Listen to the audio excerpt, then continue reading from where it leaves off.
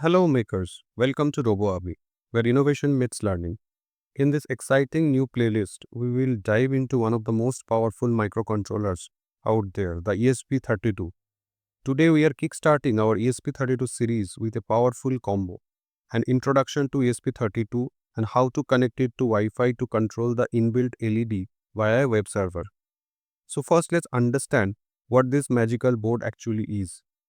Have you ever dreamed of building a smart device that you can control from your phone, like a light that turns on with a tap or a door that opens through Wi Fi? Well, that's exactly where the ESP32 comes into play, a tiny board with massive superpowers. The ESP32 is not just a microcontroller, it's a complete powerhouse, packed with features that blow even the classic Arduino Uno out of the water. It's like upgrading from a bicycle to a superbike. Let's explore why. First of all, what is ESP32?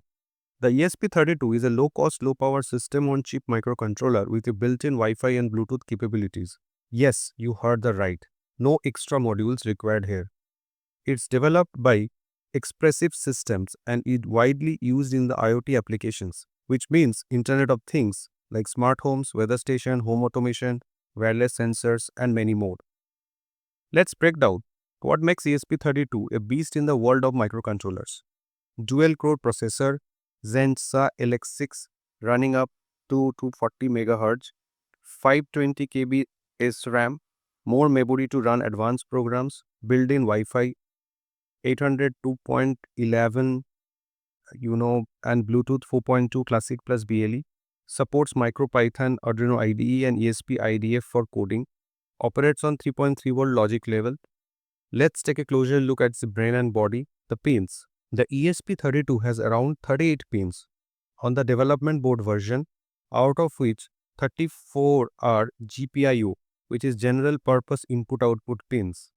These can be used as a digital input-output, PWM, or even special functions like UART, SPI, and I2C. 18 GPIOs support ADC, which is an analog to digital converter. You can use them to read analog sensor like temperature, light, and more. 2 DAC, which is a digital to analog converter pins, perfect for generating analog output like audio tones or a smooth voltage signals. 3 UART serial communication ports to communicate with other devices like GPS, GSM, etc. 2 I2C and 4 SPI ports for sensor interfacing and high-speed communication. Capacitive touch pins, yes, you can make touch-sensitive buttons without any extra hardware. The ESP32 board uses a micro USB port for powering the board, uploading code, and serial communication with the PC. Now we'll create a simple web server hosted directly on the ESP32. Once connected to Wi-Fi, you will be able to control the onboard LED from anywhere within your Wi-Fi network just by tapping a button on a web page. Yes, no external components needed. We'll use the built-in LED of the ESP32. What do you need? ESP32 board, micro USB cable, Arduino IDE installed, Wi-Fi credentials, which is a Wi-Fi name and password. That's it. No extra sensor, no wires. There's no external circuit in this project. We'll use the inbuilt LED, which is usually connected to GPIO2 on most ESP32 boards. Still make sure your ESP32 is connected to your PC using the micro USB cable. To program the ESP32, you need the Arduino IDE. If you have not downloaded yet, no worries. Open your web browser and search for the Arduino IDE, or go to the link provided in the description below and download the IDE for your system, Windows, Mac, OS, or Linux. After downloading, install it like any other software. Once installed, open it and you are ready to begin your ESP32 journey. Now download the code and library files given in the description below. Open the code file. This line includes Wi-Fi library, which allows the ESP32 to connect to the Wi-Fi networks and host a server. Replace your Wi-Fi name and your Wi-Fi password with the Wi-Fi name and password of your local router. This lets the ESP32 connected to the same Wi-Fi network as your smartphone or PC. We are using the inbuilt LED, which is usually connected to GPIO2 on most ESP32 boards. This creates a server on port 80, which is default port of HTTP websites. Start the serial monitor to print connection info and debug messages. We configure the LED pin as an output and keep it initially off. These blocks connect the ESP32 to your Wi-Fi network. The while loop keeps checking until the connection is successful. Each second it prints a dot to show it's trying. Once connected, this prints connected to Wi-Fi and shows IP address of your ESP32.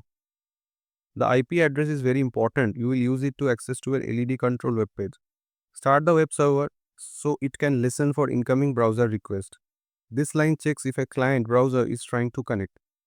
When a user connects, we read their request and print it to serial monitor. This is usually be something like get/LED on HTTP/1.1. If the request contains /LED equals to on, we turn the LED on. If it contains /LED equals to off, we turn the LED off. This sends the HTML response header to tell the browser we are sending a web page. This block creates a simple web page with two buttons, turn on and turn off. When you click these buttons, they send the corresponding request back to the ESP32. After responding, the server disconnects the client, and that's it.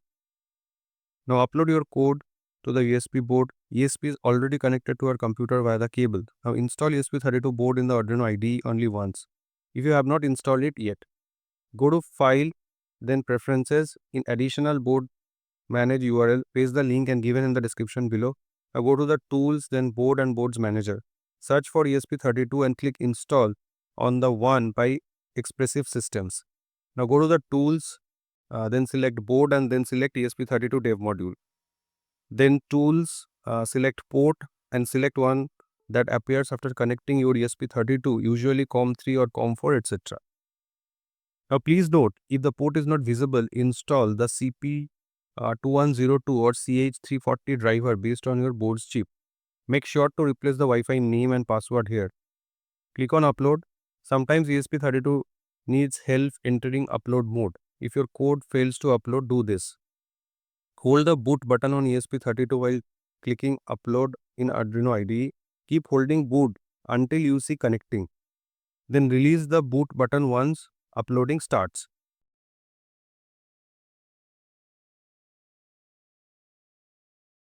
This helps ESP32 go in the flash mode.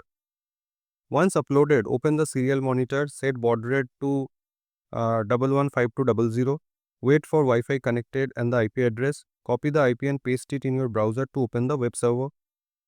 Make sure your PC and ESP32 are on same Wi-Fi network. ESP32 connects to your Wi-Fi. Open the web server from the same network. As for example, your PC should be on the same Wi-Fi. And that's it. Your code will be uploaded successfully and your project will be live. Here you can turn the inbuilt LED on and off with just a click. Now that we have successfully controlled the inbuilt LED, let's take it one step further and add an external LED for some extra visuals. Take a small breadboard and LED, connect the longer leg anode to GPIO2 and the shorter leg cathode to GND. You can check out this circuit diagram as well. Done? Great. Now let's control this LED using our mobile phone. I will paste the IP address we got from the serial monitor into the phone's browser, and there it is. Let's tap the button and boom, the external LED turns on and off just like an inbuilt one. Cool, right? If needed, you can add a 220 ohm resistor in between LED's longer LED anode to GPIO2. I hope you found this tutorial helpful. Thanks for watching Roboarmy.